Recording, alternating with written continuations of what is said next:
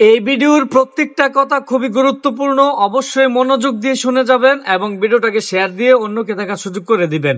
আগে ওনার কথাগুলো শোনেন, খুবই গুরুত্বপূর্ণ কথা বলেছেন।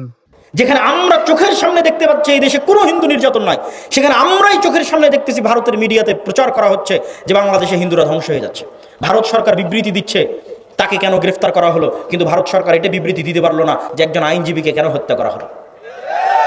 আপনি কল্পনা করেন, আজকে যদি ভারতের মাটিতে মুসলমানেরা দিল্লির হাইকোর্টে কোনো হিন্দু রাষ্ট্রপক্ষের আইনজীবীকে হত্যা করতো, আজকে ভারতে কি হতো?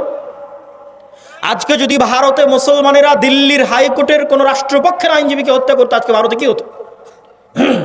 বাংলাদেশ থেকে পর্যন্ত বাংলাদেশের সরকার নিন্দা প্রতিবাদ বিবৃতি দিত। আর অন্যান্য মুসলমানদের সংগঠন তো আছে, তারা তো বিবৃতি দেওয়ার জন্য আরো এক ধাপ রেডি আছে যে আমরা নিন্দা বিবৃতি দিব। কিন্তু আজ বাংলাদেশের রাষ্ট্রপক্ষের আইনজীবী হত্যা করা হলো, কিন্তু মুসলমানের লাশ কত সস্তা, কত সহজ আপনার চোখের সামনে ঘটতেছে, আমার চোখের সামনে ঘটতেছে যে মুসলমানের লাশ কত সস্তা, কত সহজ, যে একজন মানুষ মারা গেল, অন্যায়ভাবে হত্যা করা হলো, সেটি নিয়ে কোনো বিবৃতি নাই, কিন্তু কেন একজনকে গ্রেফতার করা হলো সেটি নিয়ে বিবৃতি আছে। এই জন্য আপনাকে বুঝতে হবে যে আপনি যদি দিনের উপর কট্টর না হন, বাঁচার রাস্তা নাই, বাংলাদেশের স্বাধীনতার রাস্তা নাই যদি বাংলাদেশ দিনের উপর কট্টর না হয়।